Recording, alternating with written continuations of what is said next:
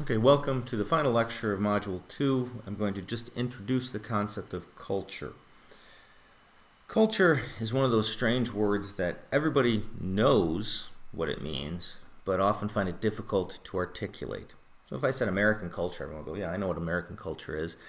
But if I said define it, it would be somewhat difficult.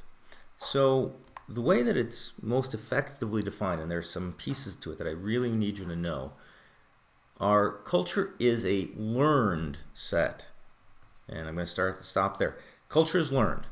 It's not intrinsic to people. It is a learned set of, now here's the next part. So it's learned. It's not instinctual. It's not inherited. It's a learned set of beliefs, values, skills, and norms shared amongst a group of people.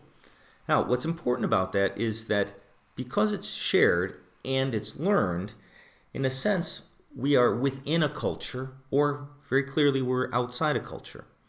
There are things within culture that when you hear them, do them, see them, you say, oh, that person's part of my group, if you will, and that person's not. I'm going to give you an example for me. I grew up in the Midwest. That was my culture. When I came to Pennsylvania, some of the language didn't make sense to me. For example, there's a phrase here called red up. So the secretary might say, you're off, you need to red up your office. And I thought, I have no idea what that means. Paint it red? But in fact, that's a phrase that's somewhat particular to the Pittsburgh area that means to straighten up, to neaten up. There's also some aspects, I suppose, of material culture. The idea of using French fries as a part of a salad simply doesn't exist in the Midwest. It exists in this part of Pennsylvania. So culture has those little kind of idiosyncratic components, but then there are much broader characteristics to it that, again, are commonly held and commonly understood. Now we're going to divide culture into two components.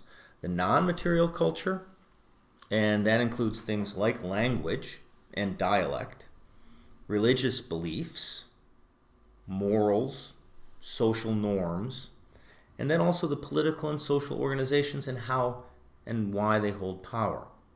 So that's the non-material culture. It's the way we think and act. Material culture is the technology of a group of people. Now that technology may be something as formal as the computer that you're looking at right now, or it may be things like how a landscape is altered. It may be the art, the architecture, the things that people make, and most importantly here, in material culture, it's not just the thing, it's not just the computer, but it's the meaning that they carry.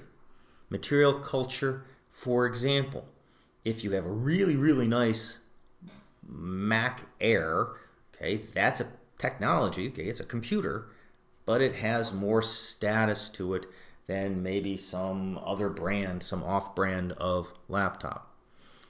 Certain types of clothing have status to them, or they assign you aspects of gender, aspects of education.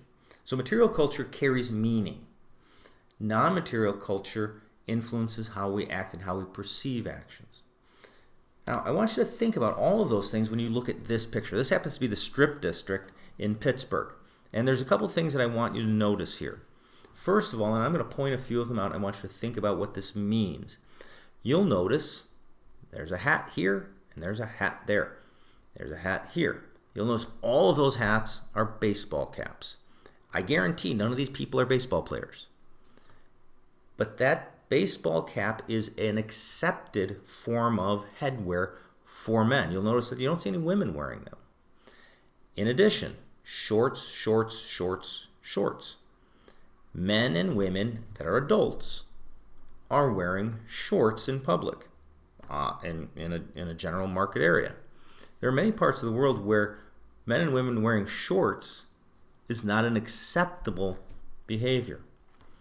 You'll notice as well that this is an open market. It's an open air market, and that's fairly unusual for the United States. Much of our sales go on in stores. Now, if you walked along here, You would never consider walking up, this is a lemonade stand, you'd never walk up to them and say, how much is it? And they'd say it's $2.50 for lemonade. And you'd never go, yeah, no, I think I'll pay, how about $1 for it? We don't haggle for things. And yet in many parts of the world, that's the norm of behavior.